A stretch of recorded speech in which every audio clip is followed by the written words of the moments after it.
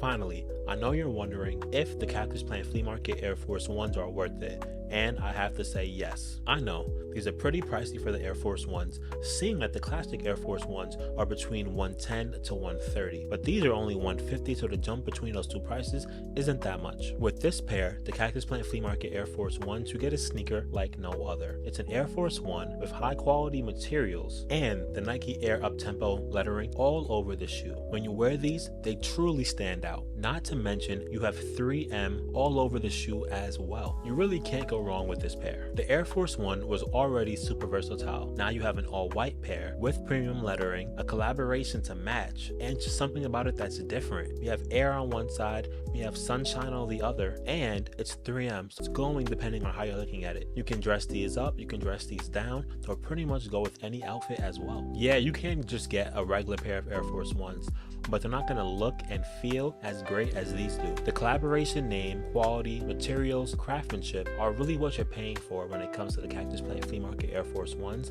and I do say humbly that they are worth it.